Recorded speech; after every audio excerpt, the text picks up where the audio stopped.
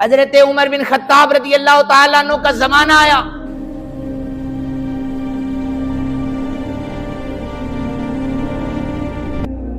آپ کے زمانے میں ایک نوجوان ایسا تھا کہ جو بدکاری میں مشہور تھا، زنا کاری کیا کرتا تھا۔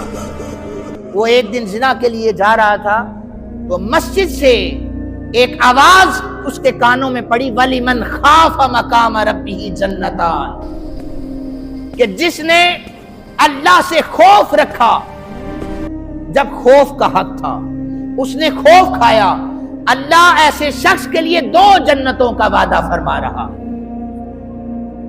وہ بدکار جوان مسجد کے باہر سے گزرتے ہوئے اس نے آیت پڑھی نا، سنی، اس کے کانوں میں پڑھی، وَلِمَنْ خَافَ مَقَامَ رَبِّهِ جَنَّتَانِ، جس نے خوف کھایا اللہ کے ہاں اسے 2 جنتیں عطا ہوئی۔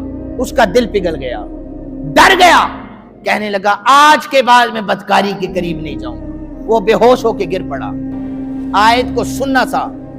اب آپ میں سے میں یہ کہوں، کوئی بے ہوش ہو کر گرتا ہے، کسی کا بلڈ پریشر لو ہوتا ہے تو گر جاتا ہے، ایسا بھی جوان تھا جو قرآن کی آیت سن کر بے ہوش ہو کے گر پڑا۔ والد کو پتا چلا، بتایا، بلایا، اسے اٹھا کر آپ اسے گھر لے گئے۔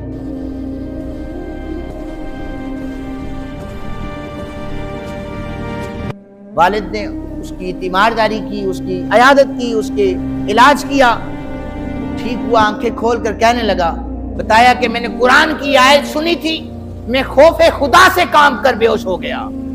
کون ہے جو آج کے اس دور میں خوف خدا سے کامتا ہے؟ کون ہے جو اس دور میں خوف خدا سے کام کر بے ہوش ہو جاتا ہے؟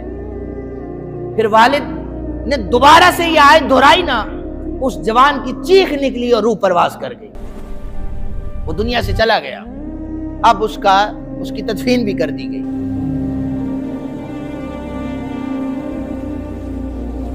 حضرت امیر المومنین عمر بن خطاب رضی اللہ تعالیٰ عنہ کو خبر ہو گئی کہ ایک جوان تھا جو دنیا سے چلا گیا، اور اس آیت کو سن کر بے ہوشی کے عالم میں، پھر اس آیت کو سن کر وجدانی کیفیت میں وہ دنیا سے چلا گیا ہے۔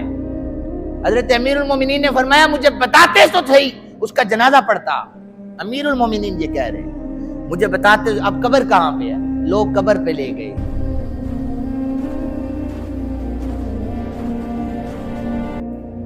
حضرت امیر المومنین قبر پہ کھڑے ہو کر کہنے لگے کہ بیٹے، وَلِمَنْ خَافَ مَقَامَ رَبِّهِ جَنَّتَانِ، میں امید کرتا ہوں کہ اللہ تجھے 2 جنتیں عطا فرمائے گا۔ امیر المومنین کیا کہتے؟ بیٹے میں امید کرتا ہوں اللہ تجھے 2 جنتیں عطا فرمائے گا۔ قبر سے آواز آئی، آپ اٹھائیں احادیث کی کتابیں، امیر المومنین کا زمانہ تھا، آواز آئی، امیر المومنین آپ امید کی بات کرتے ہیں؟ اللہ کی عزت کی قسم ہے، اللہ نے مجھے 2 جنتیں عطا فرما دی ہیں۔ یہ خوف خدا سے اللہ پھر جو وعدہ کرتا ہے وہ پورا فرما دیتا ہے۔ آج کے اس جوان کو سوچنا چاہیے کہ کس طریقے سے یہ زندگی گزار رہا ہے، کہاں ہے خوف خدا۔ آج کے والدین بھی سوچیں کہ آپ کا بچہ جب میٹرک میں چلا جاتا ہے اس کی ایکٹیویٹیز کیا ہیں، کہاں جاتا ہے، کیسے آتا ہے، ان کی نوکری کیسی ہے، یہ ساری چیزیں یاد رکھیں۔ اگر یہ نہیں کریں گے اسلام سے دوری ہو جائے گی، اولادیں نافرمان ہو جائیں گی، پھر بعد میں رونا نہ، پریشان نہ ہونا کہ اولاد بات سنتی نہیں ہے۔